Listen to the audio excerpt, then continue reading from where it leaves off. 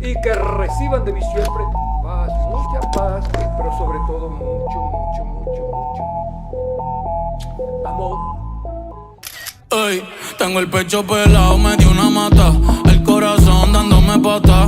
Dime, baby, ¿dónde tú estás? Pa' llegarle con Roro, Julito, Cristal, Roy, Edgar, Seba, Oscar, Darnell y Big J tocando bata. Hoy la calle la dejamos es barata. Y sería cabrón que tú me toques el guiro. Yo veo tu nombre y me salen suspiros. No sé si son petardos o si son tiros. Mi blanquita, perico, mi kilo. Yo estoy en PR tranquilo, pero debí tirar más fotos de cuando te tuve. Debí darte más besos y abrazos las veces que pude. Ey, ojalá que los míos nunca se muden. Y si hoy me emborracho, pues que me ayuden. Debí tirar más fotos De cuando te tuve, debí darte más besos y abrazos las veces que pude. Ojalá que los míos nunca se muden. Mientras uno está vivo, uno debe amar lo más que pueda. And that is it for 2025. Thank you so much for being with me this past year. I do not really know where to begin. I'm just making this completely, like I'm freestyling this section of the video. There is no script, no points that I want to hit. It's just going to be me opening up to all of you, the people that have watched my videos and support me in this way. A lot of you are my friends and family, so that's a little awkward. But this past year was full of blessings. I think for me 2025 will forever go down in the books as one of the best years for me. I think there is definitely a change between the person who made this exact same video 1 year ago and me making it today. I think I started last year trying to be very hopeful, but in reality I wasn't feeling that great. I wasn't feeling great with myself. I was very pessimistic, had a very negative outlook on things. But I was working towards changing it. Like I knew that was something that I wanted to work on. And watching that video the other day, I said that I was kind of cheering for new beginnings, and I was cheering for that new era of my life. I want to expand those barriers that I didn't even know were there. I want to get free of the restraints of the context in which I am right now. I want to question, I want to grow, and I want to do the things that I never even thought I could do or that could be done. Because 2025 is the year that I turned 20. So it's a whole decade, different decade, it's adulthood, you know? And I remember and I think it's because I knew that I wanted something fresh and I needed to change some things and start again in some ways. So I worked really hard in putting myself out there, and I met some of the people that I consider to be the closest to me now. They are the characters that are gonna be part of my new season of life, if that makes any sense. I was also able to put myself out there for the right reasons. I had kind of mentioned that a lot of the times we pursue certain things because we want the recognition, and I think at the beginning of the year and the end of 2024, I was doing a lot of things because I was not feeling the best with myself.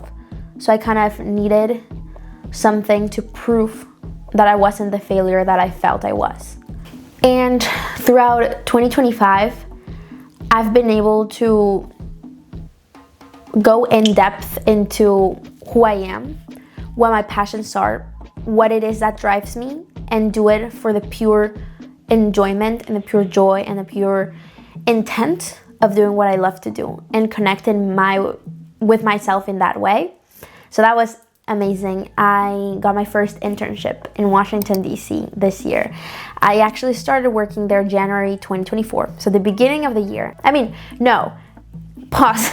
I started working there January 2025, and I'm finished my last internship so far with the Mexican embassy this past December 12th, 2025. I was there for almost an entire year. It was a very like full circle moment, and I am so proud of the things that I have done and of the ways that I put myself out there and of the ways that I turned these opportunities into ways to connect with people, in ways to connect with myself, in ways to discover the world, and just how I've grown. I was actually thinking about this the other day. I was in DC with my family, and we were just walking around this super important city where everything just happens. And I'm like, this is where I came all the time by myself with my cutesy little outfit to intern as a 19-year-old, as a 20-year-old.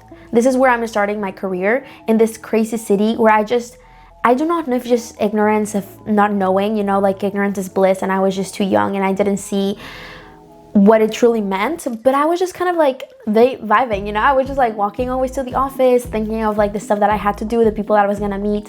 Like, I truly made the world my oyster in that sense, and without any sort of fear, without any sort of hesitation, I was just fully taking the opportunity. And I feel like that's something that characterizes me, and something that I think was very tangible this past year.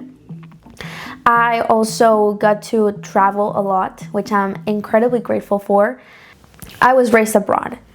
I am not from the US. Now it is my home, and I have found a lot of love for this country and for the place that I live in, especially for Washington, D.C. But I am not from here, and there is this part of me that still loves to always dream of going places and finding different homes. And it's kind of sad because to a certain extent my heart is always kind of be divided. It's gonna be divided in between like Mexico and the US, and different parts of Mexico and different parts of the US, and maybe Europe, like who knows, But I think the world is so big and life is so short, and I just want to see it all. And this past year I got to travel. I got to go back to Mexico. It was really cool. I really needed that. I went to Cancun. It was lovely. It was a whole week at the beach with my aunt. Also, my aunt, she's one of my best friends. Like, her and I were soulmates. Like, she is so much like myself and so different too.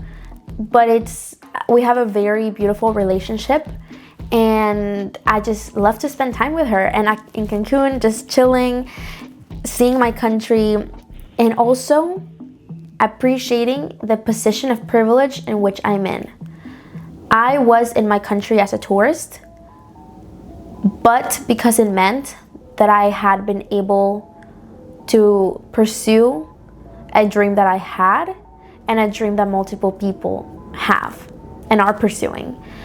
And I was there with all other people with my same nationality, probably were born in similar circumstances as mine, but in a completely different position now. It was really weird. It was a moment also of some sort of reflection, of seeing the privilege that I have, of seeing the way that my life has changed and the way that I never thought it would. And it was nice. It was nice to have a time to think, have a time to reflect, and also a time to just enjoy. It's beautiful to be back. It's beautiful to know that it's my country and my people and my food, and I am not an outsider, which is very nice to know. And then I came back to the US, and I kept meeting new people and making new friends and getting myself involved in academically. I just love all the things that I've been able to also achieve in this country. I kind of highlighted my internship in DC, but also my college education. I think this year it really hit me like it's such a privilege to be educated, and it's such a privilege to be educated in what I want and to love it so much, and to have the opportunity of pursuing different endeavors that enrich my academics and my professional life and my personal development. Like, everything is such a privilege. Like, I think I had lost the vision of how rare it is that I have, the opportunities that I have. So I came back so energized, and I took full advantage of everything. Like, I think I love learning, and I was able to ignite that passion for learning once again, and discovering all the things I like just are happening, and all the things that we need to question, and all the things that we need to learn, and all the books that we have to read, and papers that we have to write, and problems that we have to solve. Like, I don't know, I was just very, very excited to take this once in a lifetime opportunity that I'm given. Genuinely do not know why. Like, I constantly question, like, why am I here? How did this happen? I don't know. But I am here, and I came back, and I was ready to do more, and I think I was able to do so much. And then I took another trip to Spain, and this time with my friends, and I just felt so alive. It was one of the funnest times. I recommend it a lot if you ever have the opportunity to do so, to travel with your friends, and not as a tourist, but as a traveler, you know? Have fun, enjoy things, mess up, meet people, eat food, walk around, get lost, like, do all of those things. End up in a random town in an ugly museum in the middle of nowhere. Like, do all those things, because it's so energizing, and it gave me back that youth that I kind of felt like I was missing. Sometimes I need to find the balance between, like, okay, I know that I love what I do, and I love being driven academically or professionally, but I'm also 20 years old, and maybe I just need to go out and, like, go clubbing, you know? It's fine. That is a duality of the stage of life that I'm in, and I love it. So it was so energizing, and also seeing different kinds of people and different ways of life. Like, it also opened my eyes to the reality of the world. Like, there are so many ways to live your life. There are so many lives that are being lived. There is no blueprint, and you should take the opportunity that you have to just exist and to be who you are meant to be to its full potential. And it just kind of made me come back home, be more, like, energized to work and to learn and to meet people and to appreciate and fully live in the moment. I also got the opportunity over the summer to work for a nonprofit. It was awesome. I loved it, and it fueled even more the passion that I have. Now, not so in the academic sense or in the kind of like self-motivation sense, but it gave me a clear view of why I do what I do. What is a true reason behind the actions that I'm taking?